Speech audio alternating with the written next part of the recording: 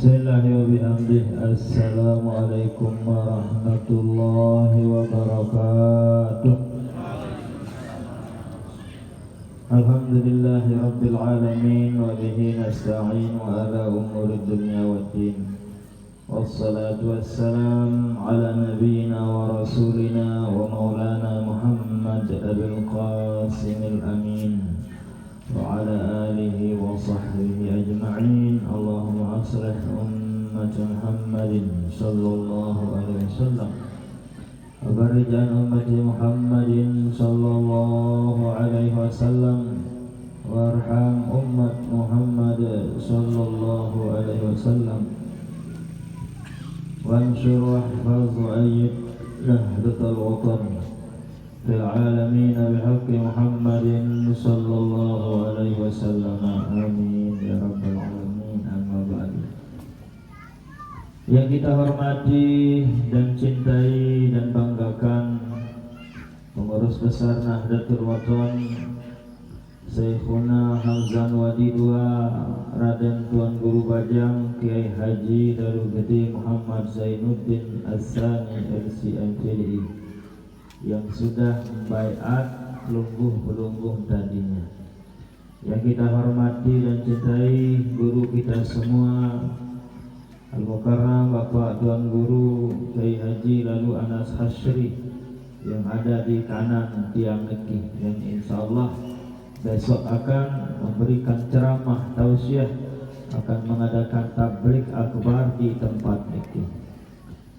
Para pimpinan muslimat Nahdlatul Watan, pimpinan pusat muslimat Nahdlatul Watan yang sempat hadir, pengurus wilayah, pengurus daerah, para tokoh agama, tokoh masyarakat, nahdiyin, nahdiyat, muslimin, muslimat, hadirin, hadirat jamaah pengajian yang mudahan kita semua dirahmati Allah Subhanahu wa taala. Amin.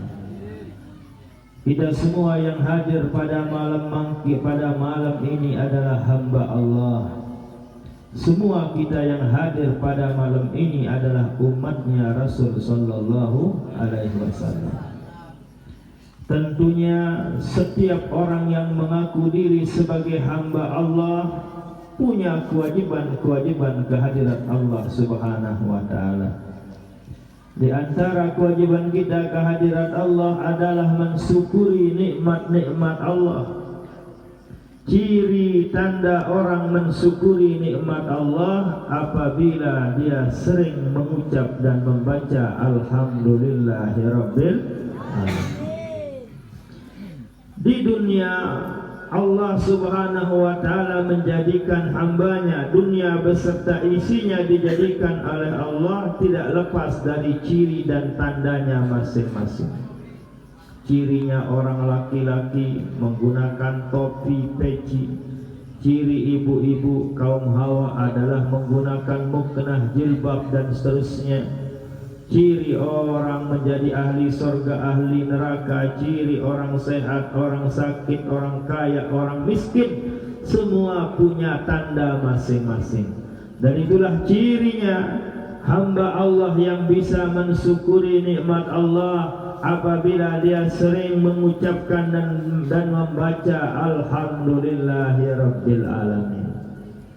Dari itulah guru besar kita Al-Maghfurlah Bapak Maulana Syekh dalam wasiat renungan masa beliau menghimbau, mengisyaratkan dan mengajarkan, mengarahkan kepada kita semua sebagai orang yang beriman, sebagai warga Nahdlatul Watan. Isyarat ajaran beliau, tausiah beliau dalam bait syair wasiat beliau mengatakan, marilah kita syukur 1000 setiap saat, setiap waktu, karena kita tidaklah begitu.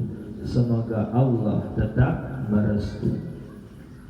Beliau mengajarkan kepada kita sebagai warga Nahdlatul Watan untuk mensyukuri nikmat Allah dengan sebanyak-banyaknya. Membaca Alhamdulillah bukan sekali, bukan 2 kali, bukan 3 kali, tapi beliau menghimbau sampai ribuan kali. Bagaimana semua itu bisa tercapai para hadirin jamaah yang dirahmati Allah Subhanahu wa taala? Caranya adalah setiap gerak langkah, setiap aktivitas yang kita lakukan, kita syukuri, kita sadari itu adalah nikmat Allah Subhanahu wa ta'ala. Pelungguh bisa bernapas setiap saat, setiap detik, ini nikmat yang tak ternilai harganya. Kita syukuri, alhamdulillah saya bisa bernapas. Berapa kali pelungguh bernapas sehari? Apakah sekali? Kan tidak. Apakah pelungguh, apakah kita bernapas setiap hari 10 kali, 1000 kali? Tidak. Nah, oleh sebab itu, apabila itu kita sadari, kita pahami, niscaya kesyukuran kita kehadirat Allah bisa terwujud, bisa kita amalkan setiap saat, setiap waktu, sesuai dengan arahan guru besar kita Al-Maghfurlah Bapak Maulana. Ma'an'amallahu ala abdin ni'matan faqala alhamdulillah illa faqad adda syukrahu. Siapa saja yang membaca alhamdulillah sekali karena bahagianya atas nikmat yang dianugerahkan oleh Allah, kecuali orang-orang tersebut termasuk orang yang bisa mensyukuri nikmat Allah Subhanahu wa ta'ala. Wa in qalahu saniyan jaddadallahu lahu sawabahu.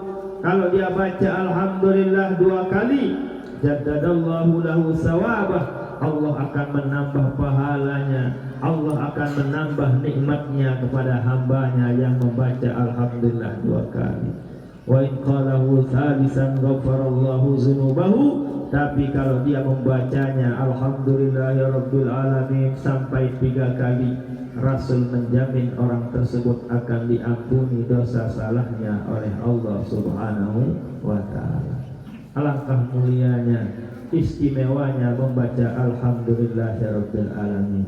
Ingatlah Bapak Ibu hadirin jemaah pengajian yang saya cintai, bahwa membaca alhamdulillah adalah salah satu cara mensyukuri nikmat Allah Subhanahu wa ta'ala. Demikian juga yang kedua, kita semua yang hadir pada malam ini adalah umatnya Rasul sallallahu alaihi wasallam, yang namanya mengaku diri sebagai umat Nabi. Banyak kewajiban kita kepada Rasul sallallahu alaihi wasallam. Di antara kewajiban kita sebagai umat Rasul sallallahu alaihi wasallam adalah senantiasa dan selalu membaca salawat dan salam kepada junjungan alam Nabi besar kita Nabi Muhammad sallallahu alaihi wasallam. Siapa saja sewaktu semasa hidupnya di atas dunia selalu mengingat Nabi dengan membaca salawat, insya Allah orang tersebut wajib disyafaat, akan dicari di akhirat oleh Rasul sallallahu alaihi wasallam.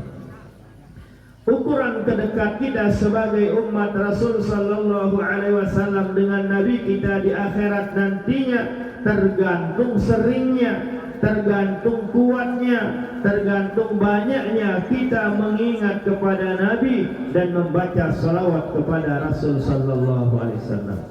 Inna awlan nasi bi yaumal qiyamati, hambaku yang paling cepat saya kenal, paling cepat saya syafaat tolong dia nanti di hari akhirat adalah aktsarukum alayya salatan, yang paling banyak membaca selawat kepadaku, sabda Rasul sallallahu alaihi wasallam. Bapak Ibu yang kami cintai, inilah kewajiban kita sebagai umat Nabi, selalu dan selalu membaca selawat kepada Rasul sallallahu alaihi wasallam.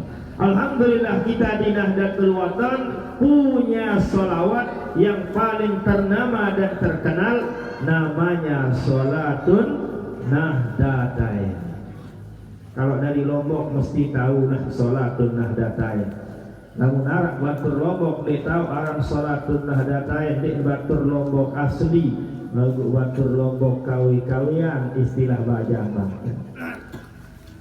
Jadi kita di Nahdlatul Watan alhamdulillah punya salawat yang dikarang langsung oleh pendiri Nahdlatul Watan, Al-Maghfurlah Bapak Maulana Syekh, pahlawan nasional yang dari Lombok. Alhamdulillah beliau mengarang salawat yang sangat banyak.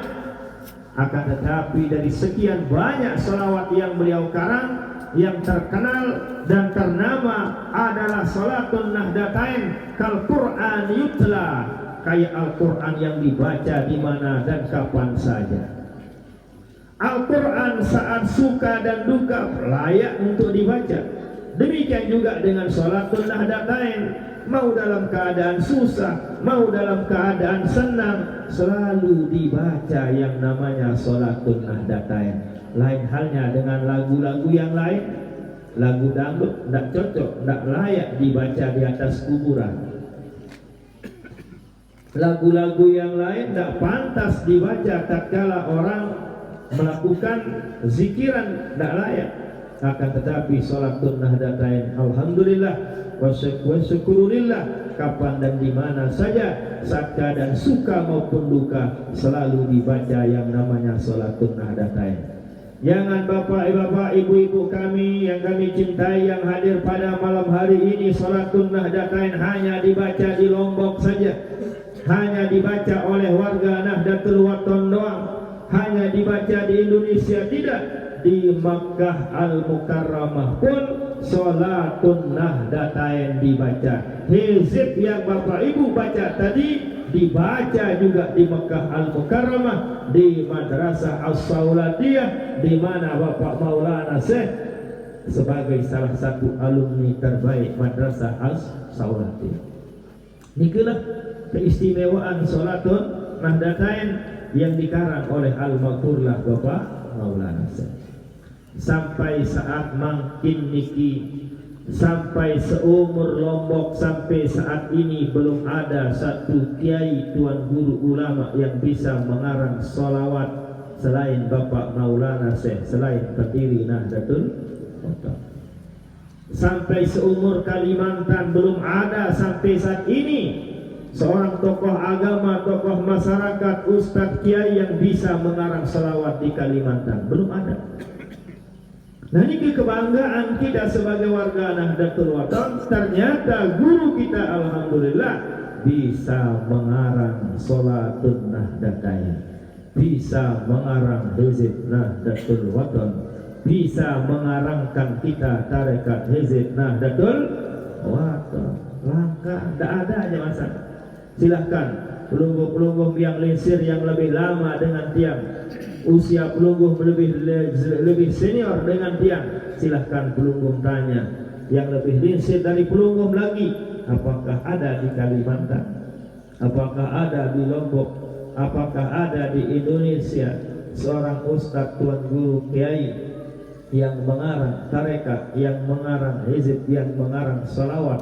Belum ada sampai saat ini. Ini semua jamaah pengajian yang dirahmati Allah dan yang Dia cintai, menunjukkan sebagai tanda, sebagai bukti keagungan, keistimewaan, kemuliaan, kewalian, keulamaan guru besar kita Al-Maghfurlah Bapak Maulana. Apabila pelungguh sudah maklumi kehebatan kealiman Al-Maghfurlah Bapak Maulana Syekh, yang nama kecilnya adalah Sagaf. Jadi pahlawan nasional yang dari Lombok, Kiai Haji Muhammad Zainuddin, nama mudanya adalah As-Sagaf. Kenapa namanya As-Sagaf? Cerita pendeknya, karena ada datang wali Allah dari Masyrik, satu lagi wali Allah datang dari Maghrib, namanya sama, alamatnya beda. Dari Masyrik Sagaf, Maghrib namanya juga Sagaf. Datanglah kepada Dato' Abdul Majid, orang tua beliau, Tuan Guru Abdul Majid nama bapak beliau. Datanglah seorang wali mohon kepada Dato' Abdul Majid, bapaknya Al-Maghfurlah Bapak Maulana Syekh, agar beliau yang menunggu harinya untuk lahir ke atas dunia, agar dinamakan, agar namanya juga sama dengan beliau, As-Sagaf. Akhirnya nama kecilnya adalah As-Sagaf. Apa maknanya jamaah pengajian yang tiang cintai dan mudahan kita dirahmati Allah? Kenapa Allah tidak mengirim wali yang dari Mekah? Kenapa Allah tidak mengirim wali yang dari Madinah? Kenapa Allah tidak mengirim wali yang dari Gunung Rinjani? Kenapa Allah tidak mengirim walinya yang dari Kalimantan? Tapi yang Allah kirim adalah walinya dari Masyriq dan dari Maghrib. Maknanya ini secara isyarat bahwa yang akan lahir ini adalah nantinya akan menjadi pimpinan wali dari Masyriq sampai Maghrib. Dari tempat terbenamnya matahari, terbitnya matahari, dan terbenamnya matahari. Itu namanya bahasa isyarat. Itu namanya lisanul hal, bukan lisanul maqal. Allah mengirim walinya dari Masyriq, tempat terbitnya matahari, dari Maghrib, terbenamnya matahari, namanya sama, ajaib. Maknanya adalah bahwa yang akan lahir ini adalah nanti akan menjadi pimpinan wali dari Masyriq sampai Maghrib. Alhamdulillah, terbuktilah dengan beliau, guru besar kita, bisa mengarang tarekat, bisa mengarang Hizib Nahdlatul Wathon, bisa mengarang sholawatun yang kita kenal dengan sholatun Nahdlatain. Paham belum, Bu? Nah, demikian juga jamaah pengajian yang dia cintai, cucu beliau, banyak cucu beliau. Ini cucu beliau, ini juga cucu beliau, banyak cucunya. Kiai Muhammad Zainuddin yang dari Lombok, pahlawan nasional yang dari Lombok, banyak cucunya, belasan cucu beliau. Dari sekian banyak cucu beliau, tidak ada yang sama namanya dengan beliau selain yang ada di kiri kami ini, selain yang ada di hadapan pelungguh-pelungguh. Nama beliau Muhammad Zainuddin As-Sani, Muhammad Zainuddin yang kedua. Kenapa kok hanya cucunya yang ini yang beliau namakan Muhammad Zainuddin As-Sani? Padahal kakak beliau ada, tamat di Madrasah As-Saulatiyah, tamat di Yordan, ada yang tamat di Mesir, ada yang sekolah sudah sana kemari. Tapi satu-satunya cucu beliau yang beliau namakan sesuai dengan nama beliau. Kenapa demikian? Sejarahnya sama. Datang lagi wali Allah yang dari Masyriq dan yang dari Maghrib, yang namanya sama, As-Saghob. Mohon kepada Bapak Maulana Syekh agar beliau ini waktu kecilnya, waktu lahirnya, supaya dinamakan seperti beliau, Muhammad Zainuddin.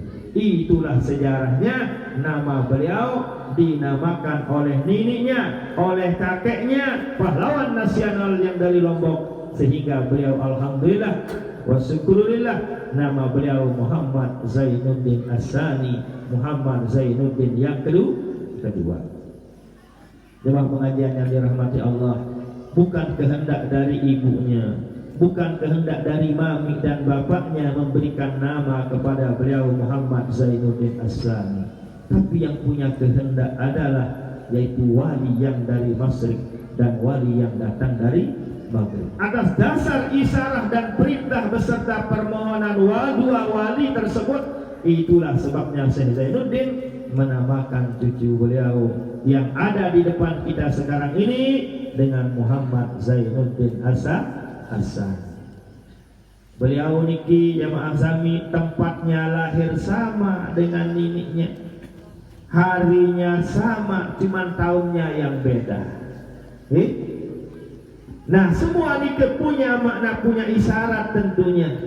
Itu adalah penuh isyarat, niki penuh keistimewaan, penuh juga dengan kemuliaan yang tidak luput dari keistimewaan dan kemuliaan dari apa yang diberikan, apa yang dilakukan oleh Al-Makurlah Bapak Maulana Syekh.